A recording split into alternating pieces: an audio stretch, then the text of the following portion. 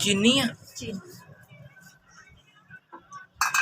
अस्सलाम वालेकुम मेरे प्यारे भैन भरा। हाँ जी सुनाओ जी की हाल चाल सुनाओ, सब ठीक ठाक, अम्मी अबू भैन भरा सारे राजी बाजी।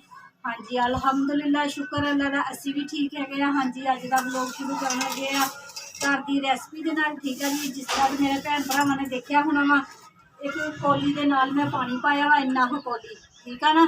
तो एक कौली पाती है जी असी चीनी की, ठीक है जी। तो मैं अज की बनाने लगी हुई, मैं अज बनाने लगी हुई जी कुल्फा मज़ेदार। जिस तरह बाजारों की कुल्फा लियाईदा वा ना, उसी तरह कुल्फा बनाने लगी हुई घर दी चीज़ों के नाल।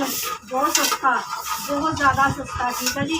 बाजारों लियाइए तो 500-600 का 1 लीटर का पैक मिलता है वा। तो असी यह घरों जी ये साडा दुध है वा 1 किलो तो थोड़ा जहा ज़्यादा है वा, ठीक है जी। तो यह दुध है साडा, मैं सुबह काढ़िया हुआ सीगा, मलाई आई हुई है ये उपर। तो यह साड़ी मलाई हैगी है भी असी विच पानी हैगी दुध दे उत्तों। जो मेरे भैन भरावां नूं पता है मैं मलाई उतारदी हुंदी है, ठीक है जी। तो यह चीनी भी असी बनानी हैगी है जी चास, ठीक है जी। चास बना के तो पहला मैं एक दिन बनाई थी ना वो दुध रबड़ी, ठीक है। उदन मैं जिस तरह के चीनी में पा दी तो चास बन जाती है, उदन डलियां बन गई सीगियां।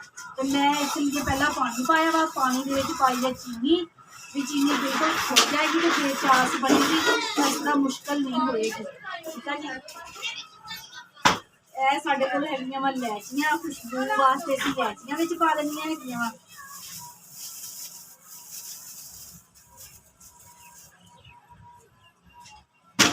हाँ जी 4 ते 5 इलायचियां पातियां हैगियां वा।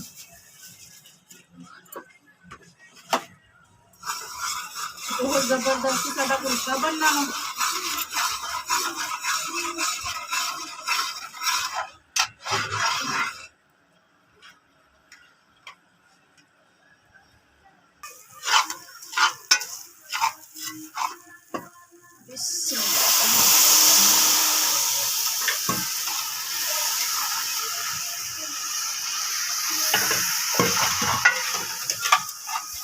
हाँ जी चास जी बनाई सी असीं थोड़ा जहा दुध पा के ना तो चास में खोर लिया सीगा। तो बिस्मिल्लाह रहमान रहीम यह साडा जिहड़ा दुध है सारा असीं हुण ये पा लिया है विच, ठीक है जी। मलाई मलूई सारी पूरी तरह ला के पा लई आ। तो हुण इहनूं उबाला आंदा ना साडे दुध नूं, थोड़ा गाढ़ा हुंदा तो फिर मैं अपने भैन भरावां नूं दसदी हां भी अगे असीं की करना वा, ठीक है जी। Few moments later.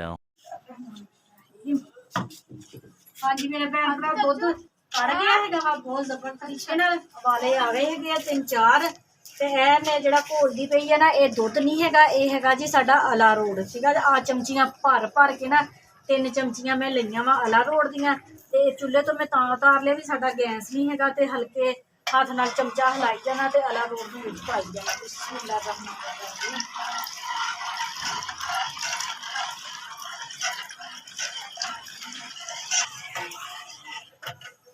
हाँ जी असीं चूल्हे ते रख दिता है, असीं उन्नी देर पकाना वा जिन्नी देर तक ना साडा दुध गाढ़ा नहीं हुंदा हैगा, अलारोड पक जाए, ठीक है। अगर लगा भी थोड़ा घट हैगा वा साडा दूध गाढ़ा नहीं होया वा तो थोड़ा जिहा होर भी पा सकते हैं, ठीक है जी।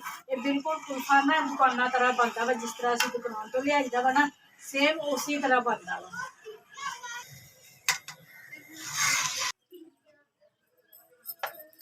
बिस्मिल्लाह रहमान रहीम। हाँ जी मेरे भैन भरावा देखो बहुत गाढ़ा माशाल्लाह हो गया वा।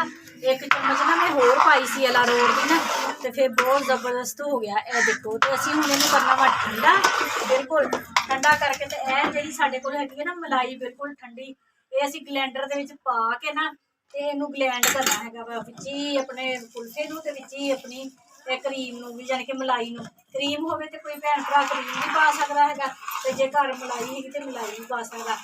मैं अमान की ड्यूटी लाती, अमान आप तो आके चमचा से ठंडा कर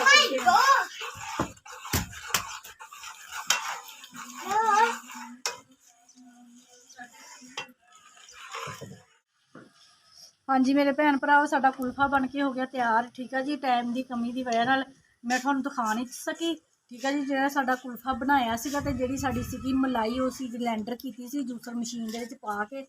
ਉੱਪਰ ਵੀ ਬਦਾਮ ਪਾ ਲਏ ਅਸੀਂ, ਵਿੱਚ ਵੀ ਪਾ ਲਏ। 2000 years later.